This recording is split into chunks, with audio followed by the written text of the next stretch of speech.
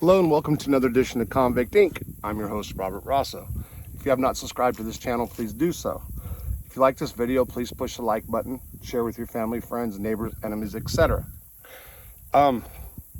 Subs are jumping. I'm over 11,100, right about there. Thank you, all new subs. I appreciate it. It's awesome. So it's Friday afternoon. Have a lot going on today. Last minute, a friend of mine who was in dire need of help asked me to come out here and help him with this dock on a lake out at Sugarloaf Lake. I'll show you when I'm get done. Otherwise, I have to wait about 20-30 minutes for him, so I decided I would go ahead and shoot this video. It's actually kind of beautiful out here. Anyway, it's a nice day. So over the last week or so, when I was talking about other stuff, about other people, I brought up two issues regarding drugs. That is Gabapentin, which is a non-narcotic, and Methadone. Well, today I talked to two healthcare experts, I guess you can say, a therapist and an actual medical doctor, about both of those drugs and what they thought about them. The first thing I should mention is when it comes to Methadone. What I didn't know until today is Methadone clinics typically try to keep people on Methadone maintenance. Now, to be honest, the therapist and the doctor both agreed that those drugs are supposed to be used to get people off of opiates, and when they're on them long term, it's kind of terrible. The withdrawals are way harder than anything else when they try to get off of them, and they believe, as I believe, that nobody should ever be on Methadone long term. I understand there's a lot of people, probably people that watch me, that have been on Methadone. They'll say that Methadone has saved their life. It's keep them from using heroin or prescription opiates, whatever. I have only done Methadone, used it recreationally, I think twice. If I recall, the first time it didn't affect me for 2 hours and it just knocked me out kind of. And the second time, I don't recall, but it was twice. And it was when I was at Butner too. Butner Medical Center back then in the 2007 and 2012, while I was in that complex, flooded with prescription pills. It's a medical complex. Anyway, so it is true that Methadone clinics do try to keep people on long-term program. People will probably leave me comments and know a lot more about it, but I opened up my mouth about it the other day in regards to a certain individual, and I just decided, I went and talked to people today about it, not about the person, but about Methadone long-term in general. And I heard before, I had a friend used to be on it in Australia, and she told me the same thing, that the withdrawals from Methadone are just horrendous. That's why a lot of people don't like to try to stop it once they're on it for a long period of time. But both the doctor, who's a regular medical practitioner, and the therapist, who's a drug therapist, totally disagree long term. So I just wanted to state that. When it comes to Gabapentin or Neurontin, I have said over the last few days that people with addiction issue should not be prescribed Gabapentin or use it long term.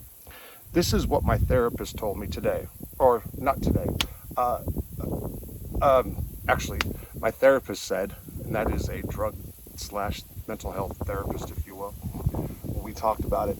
If you have nerve pain and you have addiction issues, they would give it to you. There's other reasons they can, but in general, once you know that you have a history of addiction, there should be conversation about it, because there is a potential for serious abuse. As I said, and she said, typically what people will do if they're supposed to take one pill every 8 hours, for example, they'll take all of them at one time. And it is, Gabapentin/Neurontin is in the same family as Lyrica, which, if you've ever seen a Lyrica commercial, will say if you have a potential for your abuse or addiction or whatever it said, you should not take these or consult with your doctor. That medication should not be given to addicts. However, one thing, and I brought this up as well, people have just drinking problems, alcoholics. They have, there have been reports that they have really been helped by taking gabapentin. I remember hearing a special about that on National Public Radio years ago too. This guy couldn't get off alcohol at all. He started taking those and his whole life changed. Stopped taking them, he started drinking again. So there's something probably there with the alcohol. But prescription or opiate addicts, cocaine addicts, people who have a potential or have addiction issues, absolutely should not be taking that kind of drug. Now, I'm sure I'll get pushback in the comment section. That's cool. You can, I read them. Other people read them. So go ahead and weigh in. I did write a story about prisoners abusing gabapentin / Neurontin back in the day. That's one of them's the generic name. Gabapentin, Neurontin's I think is the generic name. I think it was originally gabapentin. Now it's Neurontin. And that medication is for seizures. It's an convalescent, what do I call it? Anti-seizure med. I can't think of the exact frickin' name.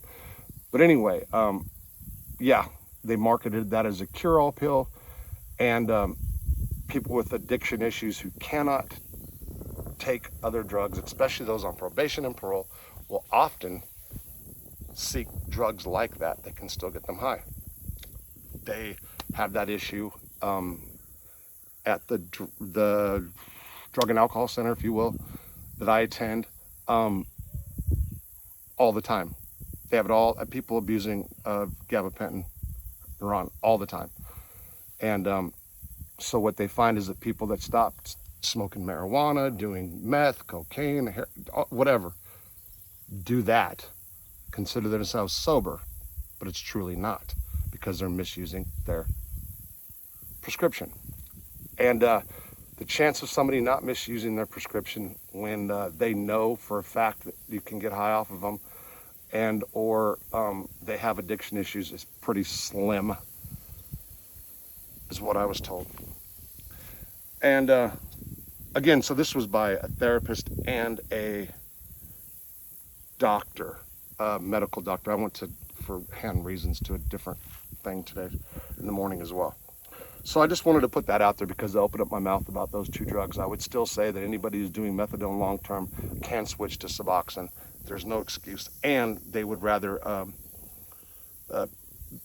people that are therapists in that realm, the drug and alcohol, want people on Suboxone because of the Narcan in it. The potential for abuse is less, what they believe, that's what they believe, than methadone. Methadone you can get high off of, and you can trick your doses and still use opiates and get high. So like I said, yeah, I already knew that. Of course, you can surf on the internet and find anything basically you want to fit any type of to back you up in any way, shape, or form on any subject. If I wanted to say, like, there's really lots of water in that lake, and I can find somebody over there that just shows like a lot of water when they've been draining it over here, for example. So yeah, that's what I wanted to say about that. Yeah, period. People should not be doing methadone long-term. It's an excuse, it's a crutch, and addicts should not be taking gabapentin / Neurontin. There will be people who differ with me. I also have Suboxone should not be taken long-term. I have friends that have argued with me about that. Like, Suboxone saved my life. I've been clean 4 or 5 years, but they're taking Suboxone every day. Those type of drugs are designed to get people off of them. It is the pharmaceutical companies that want you to stay on them. That's what I have to say about that. Now, let's do something a little different. Let me show you what's going on here. So this is Sugarloaf Lake. This was a man-made lake years ago, so you can see these docks. So this is what my friend's doing. Look at how they do the footing. It's crazy because the mud's murky. So you can see there's tree stuff. That's really, so the water is all the way up to here usually. So all those tree stumps are usually covered.